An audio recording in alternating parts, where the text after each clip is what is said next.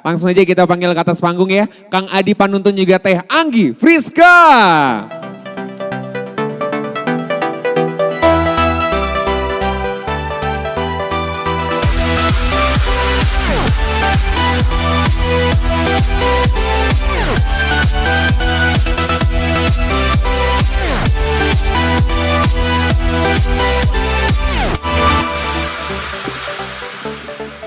Wah, Rangga udah barengan sama Teh Anggi dan juga Kang Adi Panuntun. Tapi sebelum ngobrol bersama dengan pemimpin-pemimpin di masa kini, kita bakal lihat dulu beberapa tokoh-tokoh dan pemimpin di dunia. Rosemary, kasih videonya. Baik, saya akan tampilkan datanya. Yang pertama adalah Steve Jobs, dikenal dengan gaya kepemimpinannya yang otokratis dan menuntut kesempurnaan. Jobs sangat fokus pada detail dan selalu membuat keputusan dengan cepat. Fokus utamanya adalah inovasi radikal dan desain produk yang unggul. Satya Nadella membawa perubahan besar di Microsoft dengan gaya kepemimpinan transformatif dan kolaboratif, berinvestasi dalam pengembangan karyawan, di mana fokus utamanya adalah inovasi, berkelanjutan dan adaptasi terhadap era komputasi awan atau cloud computing. Memulai karier sebagai penjaga warnet, William Tanuwijaya membawa Tokopedia tumbuh menjadi salah satu e-commerce terbesar di Indonesia. Ia dikenal dengan gaya kepemimpinan yang visioner dan berorientasi pada masa depan. Tidak hanya itu, William Tanuwijaya juga menerapkan prinsip pemimpin yang melayani, customer first dan kolaboratif. Fokus utamanya adalah membangun Tokopedia bukan hanya sekedar marketplace, namun sebagai ekosistem pemerataan ekonomi di Indonesia. Nah, itu tadi terima kasih banyak Rosemary. Tadi ada Kang Steve Jobs ya, terus ada Kang William. Kita kenal Kang ya. Kita masih satu circle pemimpin-pemimpin di dunia ya. Boleh dipakai mic-nya Kang sama Teteh? Halo Kang Adi, Teh Anggi sehat? Selamat pagi. Alhamdulillah. Selamat siang ya berarti. Siang ya. Oh iya siang. Udah jam 11 nih soalnya. Teh Anggi boleh kenalin dulu dong, di sini udah ada Tegar juga yang hadir ya hari ini. Halo Tegar. Wih, tepuk tangan dong buat Tegar.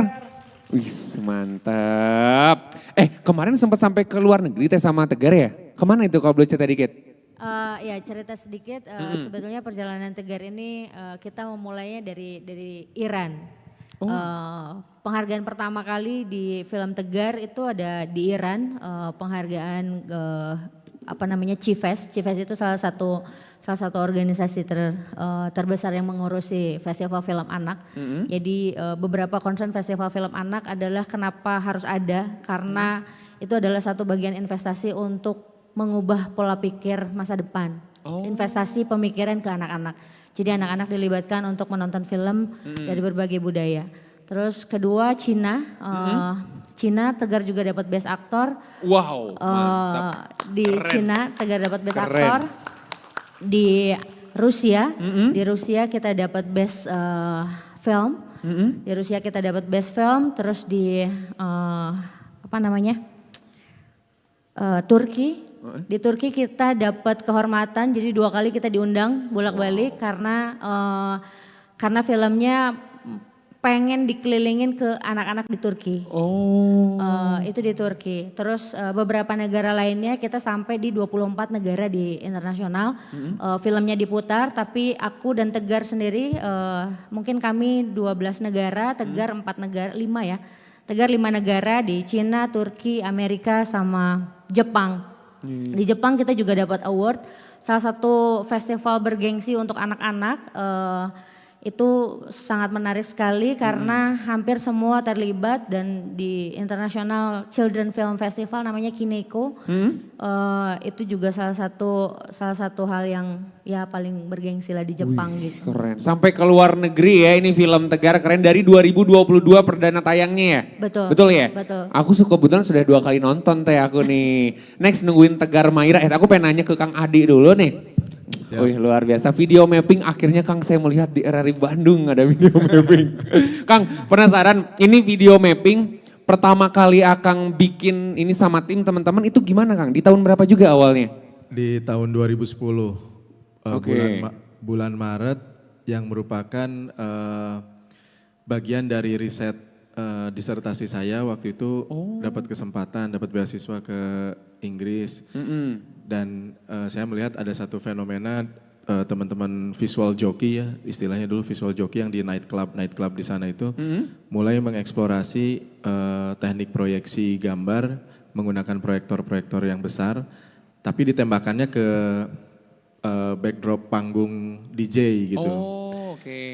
Nah, bentuk panggungnya bisa macam-macam. Jadi saya melihat bahwa teknik ini bisa digunakan untuk memanipulasi visual sehingga kesan keunikan drama dari visual itu jadi muncul lebih lebih dramatis ke penonton.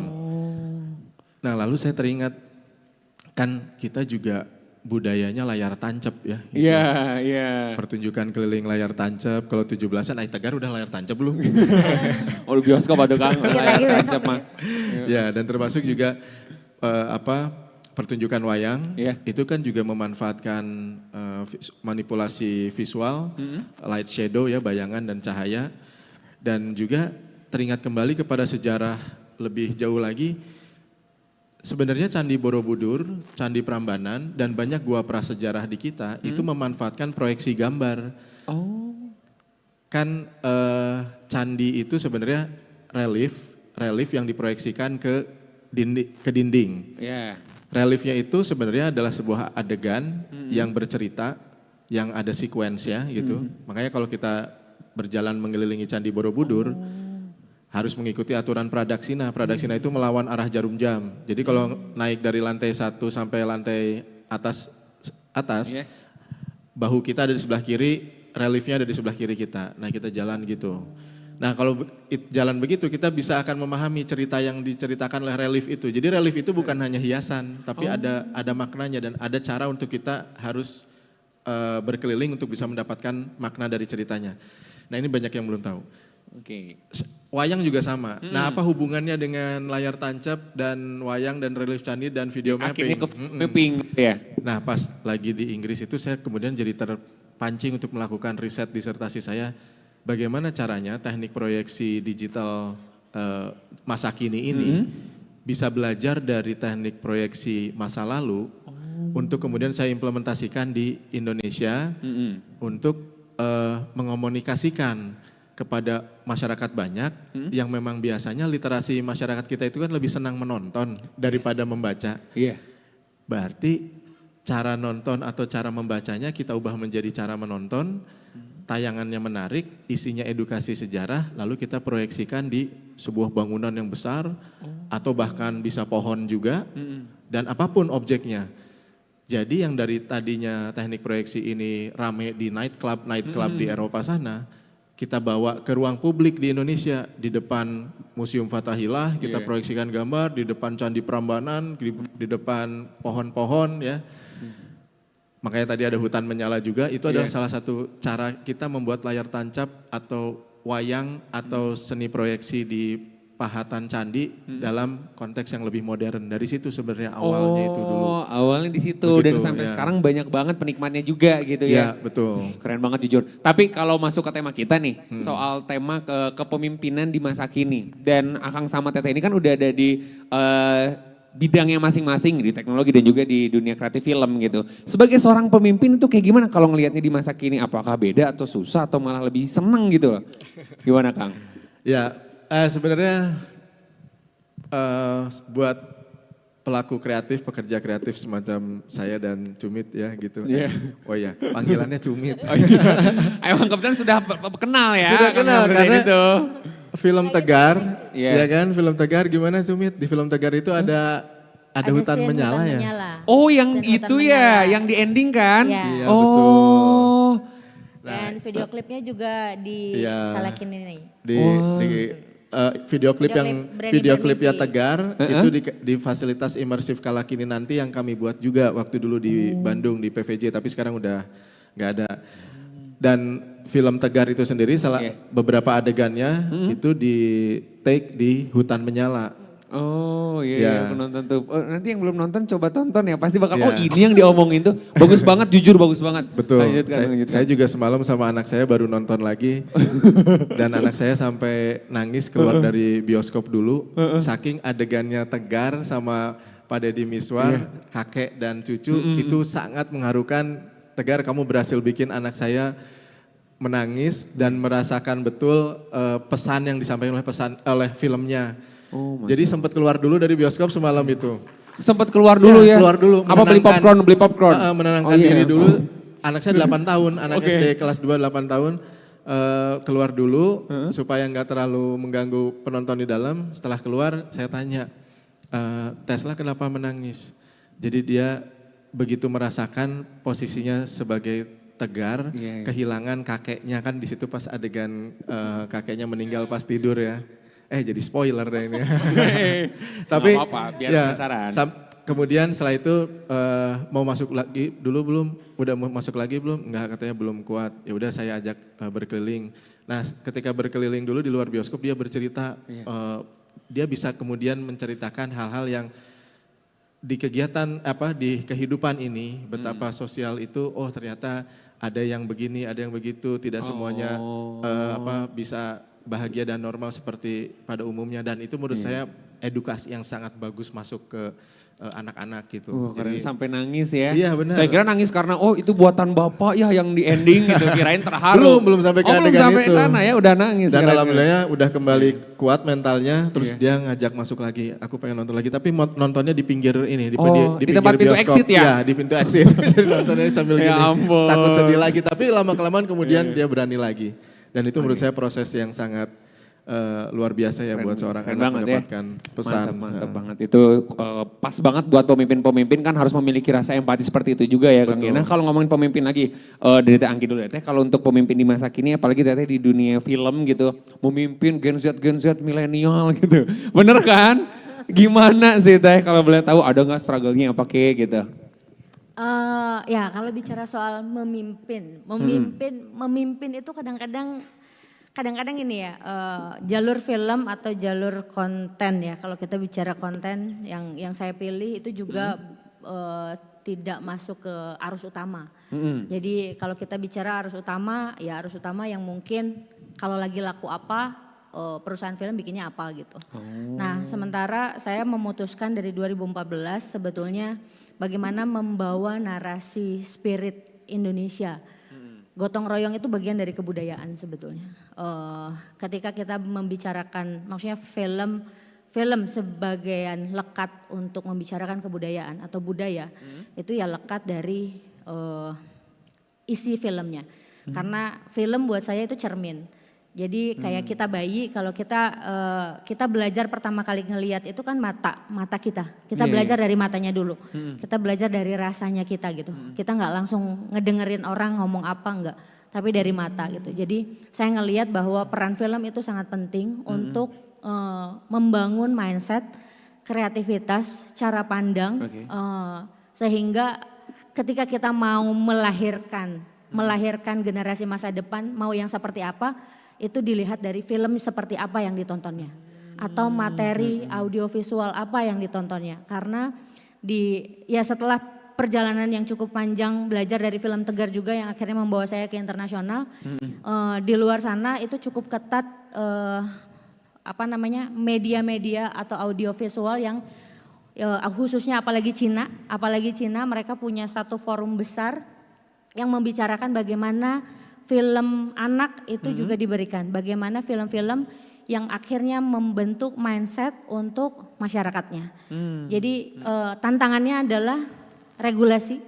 Oh regulasi. Tantangannya di Indonesia apalagi film gitu ya, regulasi lalu arah filmnya di Indonesia sendiri. Indonesia tidak punya arah menentukan kemana film ini mau dibawa karena nggak punya rencana induk perfilman Indonesia.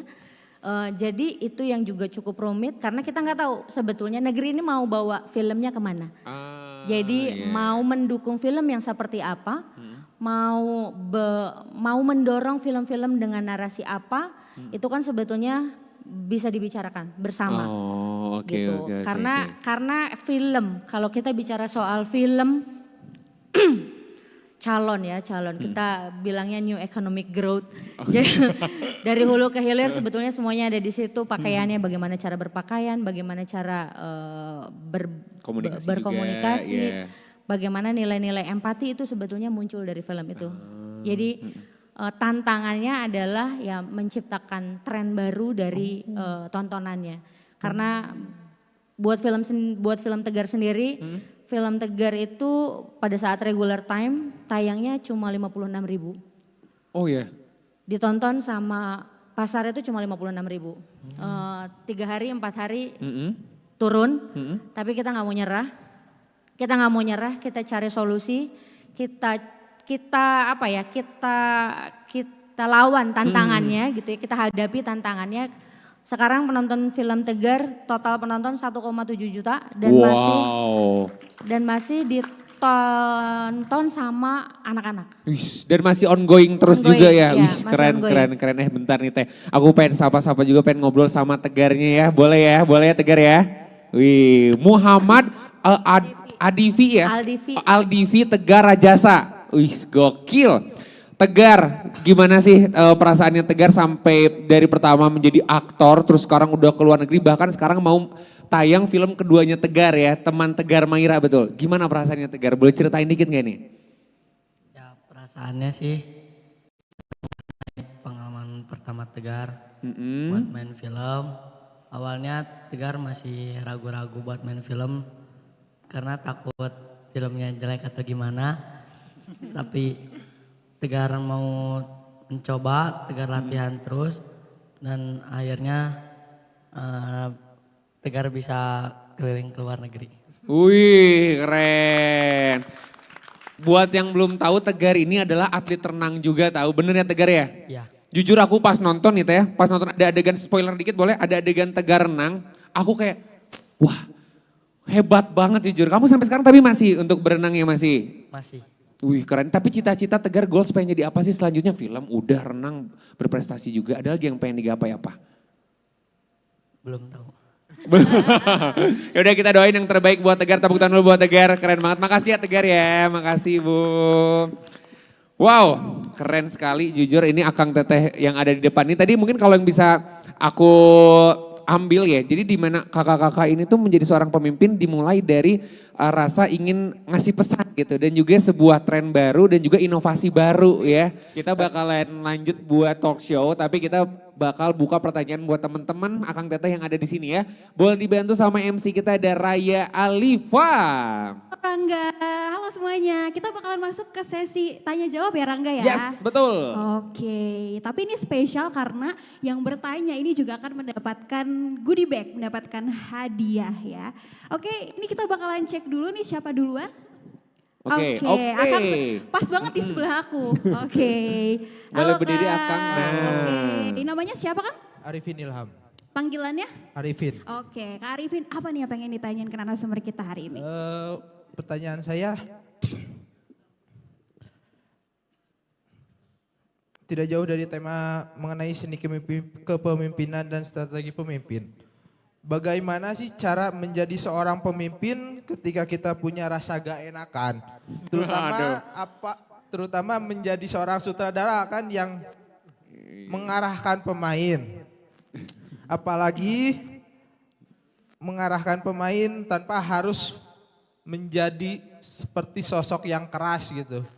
Strateginya gimana? Oke, ini Terima kasih. buat Teh Anggi atau Kang Adi juga? Dua-duanya boleh. Dua-duanya boleh, silakan. Teh Anggi kan katanya Teh Anggi dulu nih dari film, bisa ngarahin Teh kayak, ih kamu tuh jujur jelek banget tahu gitu kan, gak enakan tapi pengen ngomong kan, gimana Teh Anggi? Gitu gak Teh Anggi?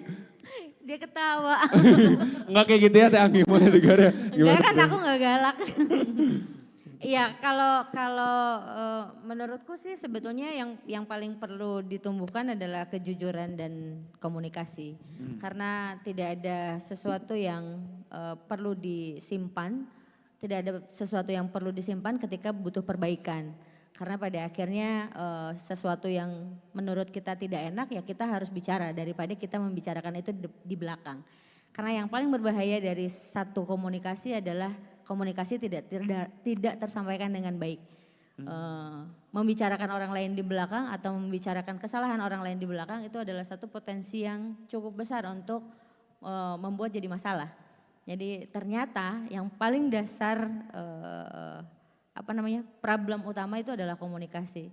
Keraguan, ketakutan kita membicarakan hal yang tidak kita sukai di depan orangnya itu juga sebetulnya penting. Makanya rasanya butuh kejujuran, tapi ada pun juga orang yang tidak bisa menerima kejujuran harus berani juga menerima kesalahannya. Jadi ini tentang kejujuran, keberanian dan komunikasi itu adalah satu hal yang penting dalam membangun ekosistem leadership ya, kepemimpinan gitu. Jadi kalaupun misalnya anaknya nggak suka, ya kamu bicarakan kenapa kamu nggak suka. Gitu. Jadi ada feedback, ada dua arah. Dan itu menumbuhkan keberanian karena yang paling sekarang kesulitan di generasi saat ini adalah keberanian karena mungkin terbiasa atau keberanian maksudnya pernah mengalami satu fase di mana teknologi cerminnya adalah handphonenya. Jadi berbicara lebih senang menulis daripada menghadapi. Jadi itu juga salah satu tantangan belajar berani. Ya kita juga harus berani membicarakan itu ke tim. Gitu. Oh jadi langsung komunikasi langsung lewat komunikasi ya. Apa yang kamu nggak juga. suka, terus apa yang kamu nggak bisa, apa yang kamu nggak suka gitu. Itu rasanya memang perlu dibicarakan. Gitu. Nice itu. Bener ya daripada nge-tweet gitu, oh Teh Anggi sutradara teh galak pisan males. Mending ngomong teh enak Belum gitu tentu ya. juga kalau nge-tweet dapat solusinya. Iya. Tapi kalau langsung ngomong di depan bisa dapat solusinya. Iya. Ah masa kayaknya enggak, aku kan enggak gitu. Oh. Kan perspektif kita tidak bisa ganti ya, pemikiran orang lain kita tidak bisa ganti. Beda, mata kita ada di sini, matanya Kang Adi ada di sini. Cara ngelihat huruf angka aja 6 sama 9 kalau sudut pandangnya beda bisa jadi ribut. Akang ningali salapan genep, Kang Adi ningali genep salapan gitu. Nya angger we kitu-kitu kene gitu ya. Kira-kiranya gitulah. Oke, Kang Adi gimana Kang? Kalau sebagai pemimpin tapi nggak enakan nih. Nah inilah pemimpin itu memang satu satu peran yang seharusnya dimiliki oleh setiap orang. Karena pada dasarnya kan emang manusia dilahirkan kan sebagai pemimpin ya, sebagai khalifah. Jadi tidak ada manusia yang tidak pernah menjadi pemimpin gitu. Nah, ketika kita memimpin, maka ada yang dipimpin. Jadi disinilah cara untuk kita bisa menempatkan diri. Kalau kita mau belajar memimpin, atau kita mau memimpin, atau kita sedang memimpin, ingatlah pada saat kita sedang dipimpin. Misalnya, dulu waktu kecil kita dipimpin orang tua kita, dibimbing begini, begitu. Kita tahu rasanya dimarahi tidak enak, kita tahu rasanya saya juga perlu dimarahi ketika kita misalnya memang sedang nakal. Nah selalu ingat akan itu pada saat sedang memimpin. Empati atau merasakan diri kita sebagai yang dipimpin itu akan memudahkan pemimpin untuk menyampaikan sesuatu dengan lebih baik. Gitu. Terima kasih, semoga itu bisa jadi quotes. Tinggal dipotong aja klipnya ya. Terus sama satu lagi begini, karena saya terbiasa memimpin di teman-teman kreatif gitu ya. Satu hal yang unik di teman-teman kreatif itu adalah kita sebaiknya tidak memberikan perintah sebagai pemimpin itu, tapi menginspirasi. Kalau sudah jadi better to inspire rather than order. Jangan nggak usah dikasih order, kasih inspirasi, inspire dia. Kalau udah terinspirasi, nggak usah diorder, nggak usah ngomong juga, dia udah jalan sendiri kemana-mana, udah jadinya hasilnya bagus gitu. Dan disitulah fungsinya film, fungsinya karya-karya audiovisual, video mapping dan sebagainya, Hutan Menyala, video mapping Gedung Sate, video mapping Fathahillah, to inspire. Untuk memberi inspirasi kepada anak-anak muda supaya mereka terinspirasi, tergerak. Sehingga akhirnya, oh iya bener ya sejarah Indonesia itu begitu keren sampai kita membawakan video mapping yang menjadi juara satu tingkat dunia di Rusia itu karena membawakan 3 World Heritage-nya Nusantara. yang satu kita gambari jadi batik, si gedung bersejarahnya Rusia itu kita batik Bu. Lalu setelah kita batik, kita hadirkan suara angklung, suara angklung dan karinding. Itu orang yang dengar tuh, wah ini apa tuh, tapi kok enak ya gini, kok enak gini. Terus yang terakhir adalah kita ubah gedungnya menjadi candi. Reliefnya Prambanan dan Borobudur hadir di situ, gimana nggak kaget itu mereka semua orang, wow ini ternyata begini, jadilah kita juara 1. Nah kalau kita lihat tuh, inspirasi Indonesia menjadi value yang sangat tinggi di luar sana. Nah kita perlihatkan itu bahwa hey kamu jangan malu untuk berkarya atas nama Indonesia dengan bahan baku yang ada di Nusantara ini. Itu sebenarnya pesan yang ingin disampaikan 9 Matahari. Nice, luar biasa. Next, Raya ada lagi pertanyaan. Oke. Ada kita tadi udah bersama dengan Teh siapa ini? Oh, oke, belakang dulu. Oke, yang ini bisa nggak Teh coba? Tes. Oke, bisa. Ini dengan Teh siapa? Malika. Teh Malika dari? Dari Unpad. Oke, pertanyaannya apa nih Teh Malika? Sebenarnya saya mau bertanya ke keduanya gitu ya. Sebagai orang yang sudah berkecimpung di industri kreatif gitu, bagaimana Akang dan Teteh melihat perubahan signifikan sejak hadirnya AI gitu. Karena seperti yang kita tahu AI ini sangat memudahkan kita, tapi yang saya ingin tahu kalau dari sisi industri kreatif gitu, bagaimana sih Akang dan Teteh melihat AI ini apakah membantu atau menjadi tantangan yang baru di industri kreatif gitu. Terima kasih. Oke, terima kasih Teh Malika ini untuk hadiahnya dari sponsor kita dan Rangga nggak hanya satu aja, tapi ada satu penanya lagi. Boleh. Aku akan langsung ke ujung sebelah sini. Halo, boleh? Oh, dari mahasiswa halo, juga ya? Cantik banget, nggak gitu ya? Ini dengan siapa? Halo, aku Dara. Oke, Dara dari mana? Dari Unisal. Mungkin pertanyaannya langsung aja ya ke Teh Anggi. Sebenarnya pertanyaan aku tuh tadi berkesambungan sama pertanyaan Kang Ripin. Nah, yang pengen aku tanyain adalah gimana sih Kak cara kita mengontrol emosi gitu ya sebagai sutradara atau direction film. Karena kebetulan aku juga sering jadi sutradara gitu ya, entah di short movie atau di profile di lingkungan kampus gitu. Terima kasih. Oke, keren. Kirain tadi sering emosian, enggak ya? Oh, enggak. Oke, Rangga silakan. Jangan emosi, katanya pegang batu aja kalau lagi syuting ya Teh ya.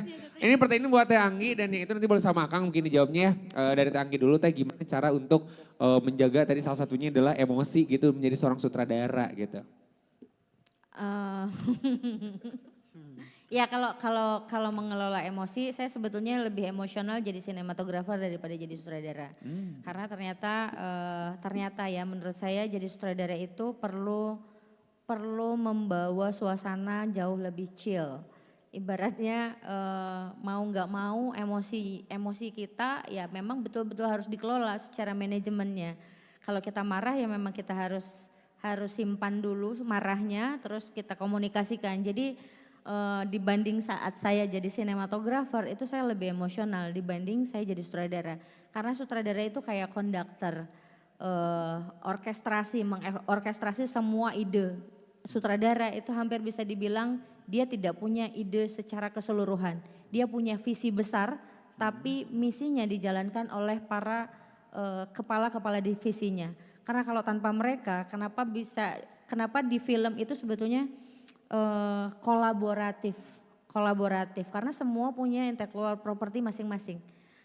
Art director dia punya pemikirannya, sinematografer dia punya pemikirannya, musik director dia punya pemikirannya. Sutradara itu cuma konduktor. Dia mengorkestrasi seluruh ornamennya, termasuk aktor. Aktor pun juga kalau kita nggak paham aktornya mau apa dan gimana atau bagaimana membawakan filmnya, dia pun juga jadinya bingung, dia pasti akan kebingungan. Jadi kita nggak boleh bingung, jadi sutradara kita nggak boleh bingung, kita benar-benar harus tahu visi besarnya kita apa, lalu kita sampaikan ke semua HOD karena semua pemikiran kreatifnya ada di departemen yang lain. Jadi kita benar-benar kayak orkestrasi, kita nggak punya semuanya sebetulnya. Kalau tanpa mereka kita juga nggak punya apa-apa, maksudnya kita cuma punya ide, sementara penerjemahannya ide itu semuanya ada di departemen yang lain gitu. Oh oke, terjawab ya Dara ya, terima kasih Teh Anggi, Kang Adi. Ini nih, AI nih, AI nih. Maaf ya kalau ada yang namanya AI. AI ini menjadi ancaman tidak sih Kang sebenarnya gitu? Ya ini memang pertanyaan yang sering kali dilontarkan oleh publik ya, termasuk tadi siapa tadi yang nanya, gak usah khawatir. Jadi di dunia kreatif AI itu juga masih seperti posisinya kayak software gitu ya. Kalau kan dulu gini, dalam perjalanan teknologi manusia berkreativitas itu selalu beriringan dengan tools yang ia hasilkan, alat yang dia hasilkan. Contohnya ketika dulu gua prasejarah dilukis itu menggunakan alat dengan ramuan racikan dari bahan-bahan alami membuat warna, lalu ditempelkan atau menggunakan tangan kita diusapkan ke dinding gua. Itu sudah merupakan teknologi saat itu untuk menyampaikan gagasan pemikiran visual kita keluar gitu ya. Nah kemudian juga kalau kita lihat kemajuan teknologi berikutnya, relief candi dibuat dengan teknologi pahat dan sebagainya, itu juga teknologi. Ketika dulu kita melukis atau sekarang pun masih melukis dengan kuas dan cat akrilik atau cat poster atau cat minyak, itu juga merupakan teknologi. Sampai kemudian ada software grafis gitu ya, Photoshop atau software-software keluarannya Adobe atau sekarang Canva, itu bisa membuat aplikasi-aplikasi gambar visual, itu juga tools ya. Tapi kita lihat sekarang dari semua perjalanan manusia dengan alat-alat tersebut, dengan teknologi tersebut, sampai kemudian sekarang ada AI yang kita tinggal mengetikkan prompt, lalu kita mengharapkan ada gambar apa yang keluar. Nanti biasanya gambarnya sesuai ekspektasi atau tidak, tapi kebanyakan tidak sesuai ekspektasi biasanya ya. Itu juga tools gitu. Yang perlu kita garis bawahi adalah dalam setiap peristiwa tersebut, perjalanan itu, tetap ada peran manusia kan. Tools itu tidak bekerja sendiri. Canvas tidak menggambar sendiri, bahkan AI pun tidak menghasilkan gambar sendiri. Ia tetap harus berkomunikasi dengan kita. Nah ketika berkomunikasi dengan kita, ini kuncinya, kita yang memimpin. Kita yang mendirect, kita yang mengarahkan AI. Bukan AI saya harus gambar apa ya gitu. Itu juga nggak akan bekerja dengan baik. Oh iya juga ya. AI tetap perlu stimulus dari otak kita, dari kreativitas kita, dari imajinasi kita. Kita mau gambar apa? Karena AI hanya akan membantu. Kita mau menggambar apa supaya jadi, tolong gambarkan wajah saya tapi lebih ganteng, lebih cantik gitu kan. Tetap harus ada inisiatif dari kitanya. Jadi ketika AI lahir, pada dasarnya ia juga sama seperti teknologi lainnya, ia lahir untuk membantu memudahkan kehidupan manusia gitu kan. Juga ya. Manusia itu kan selalu begitu, mencari cara untuk lebih mudah, lebih mudah. Steve Jobs juga sama tadi, Kang Steve ya sama Kang Jobs ya, Kang Steve Jobs ya. Itu juga begitu. Intinya adalah dalam menghadapi gempuran AI, kita harus tetap menjadi pemimpin, kita harus tetap melihat bahwa AI adalah tool sama seperti kronologi alat-alat teknologi yang pernah dibuat oleh manusia sebelumnya untuk membantu kreativitas dia. Pada dasarnya ketika kita kembali ke Gua Prasejarah tadi, munculnya gambar di Gua Prasejarah itu juga adalah stimulus awalnya dari otak kita sendiri kan, untuk kemudian membuat sesuatu supaya kita bisa menggambar di situ, entah pakai tongkat lalu dilumuri bekas daun sereh atau apa sehingga terjadi warna merah atau kuning digambarkan di situ ya kan. Itu pada dasarnya adalah sebuah prompt, seperti kita memberikan prompt pada aplikasi AI kita gitu untuk memudahkan. Tapi leadnya tetap di kita. Oke, itu tuh Malika ya tadi ya sudah terjawab juga ya Malika.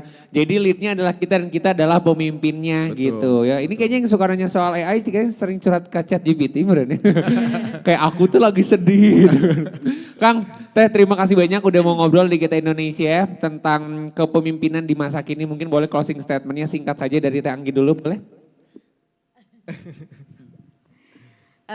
Closing statementnya apa ya?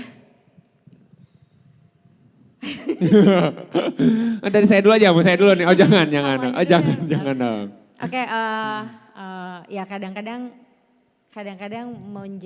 menjadi pemimpin di industri kreatif itu adalah bagaimana memperluas daya imajinasi, daya lenting imajinasi, seperti Albert Einstein, logik itu cuma bawa kita dari A to Z.